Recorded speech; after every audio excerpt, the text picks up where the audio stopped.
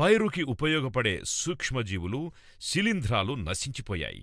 అవనిలో ఆముదపు పిండి, వేపపిండి, కానుగ పిండితో పాటు Trichoderma viride, Pseudomonas fluorescens, Bacillus subtilis, Rhizobium, Azotobacter, ఇంకా భూమిలో నిలువ ఉన్న భాస్వరాన్ని కరిగించే పిఎస్బి, అనేక రకాల జీవనియంత్రకాలు మరియు జీవన ఎరువులు అధిక మోతాదులో ఉన్నాయి.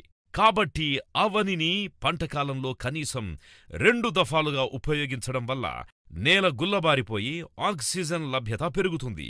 కర్బన శాతం పెరిగి భూమిలో వ్యర్థాలుగా ఉన్న రసాయనిక ఎరువులు తిరిగి వినియోగంలోకొస్తాయి. మొక్కల్లో రోగనిరోధక శక్తి పెరుగుతుంది. కాబట్టి తక్షణమే అవనిని వాడుదాం. మన నేలలో తిరిగి జీవాన్ని నింపుదాం. అవని. ఈ ONBAలో అదనంగా ఇది 3వ భాగము. దీంట్లో మనము గాలిలో ఉన్నటువంటి కర్బనాన్ని భూమిలో కలపడం ఎలా, అంటే మనుషులు, జంతువులు, పక్షులు ఇవన్నీ విసర్జించినటువంటి కార్బన్ డయాక్సైడు ఎంతో ఉంది గాలిలో. కానీ దాన్ని కర్బనంగా మార్చి దాన్ని భూమిలో కలపడం ఎలా? ఎందుకంటే ఈ పద్ధతి గురించి ఎందుకు మీకు ప్రత్యేకంగా చెప్పాల్సి వస్తుందంటే, చాలామంది పల్లెటూళ్ళల్లో రైతుల ఇళ్లలో ఇప్పుడు పశువులు లేవు, కోళ్ళు లేవు. సో దీనివల్ల ఏమవుతుందంటే సేంద్రియ ఎరువు అనేది లేకుండా పోయింది. భూమిలో కర్బన శాతాన్ని పెంచాలి అంటే సేంద్రియ ఎరువులు వాడాలి. నేను ఈ ట్రైకోడెర్మా విరిడి, సూడోమోనాస్ ఫ్లోరెసెన్స్ ఇవి వృద్ధి చేసుకొని ఎకరానికి 500 కేజీల పశువుల ఎరువును తీసుకొని దాంట్లో వృద్ధి చేసుకొని వేయండి అంటే 500 కేజీ పశువుల ఎరువు దొరకట్లేదు సార్ అని చెప్తున్నారు. మరి అంత అధ్వానంగా పల్లెటూళ్ళు తయారైనాయి.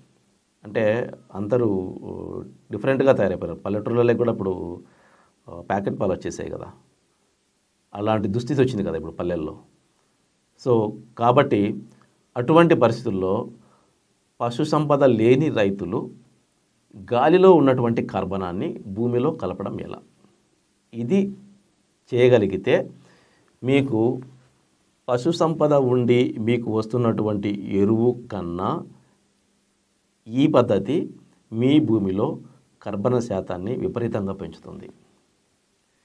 ఒక్కటి గుర్తుంచుకోండి, మన నేలలో ఎప్పుడైతే మనం కనీసం 2% కర్బనం తీసుకొస్తామో, మన భూమిలో ఉన్నటువంటి కర్బన శాతాన్ని 2 వరకు తీసుకొస్తామో అప్పుడు నువ్వు ఆడిందే ఆట. నువ్వు ఏ పంట అయినా వేయి, అద్భుతమైన దిగుబడి వస్తుంది. దానికి ఎటువంటి రోగాలు ఉండవు, ఎటువంటి సమస్య ఉండదు. అంత మంచిగా తక్కువ న్యూట్రియంట్స్ అందించినా సరే, ఎంత కావాలో అంతే న్యూట్రియంట్స్ అందించినా సరే చాలా ఎక్కువ దిగుబడి వస్తుంది. అందువల్ల ఇక నుంచి మనందరి టార్గెట్ ఏంటంటే మన నేల యొక్క కర్బన శాతాన్ని ఇప్పుడు 0.1, 0.2 ఉంది, దాన్ని కనీసం 2కు తీసుకెళ్ళాలి. సారవంతమైన నేలగా మార్చడము అంటే మన భూమిలో కర్బన శాతం 2గా ఉండాలి కనీసం. అత్యంత సారవంతమైన నేల అని దేన్ని అంటారంటే 4.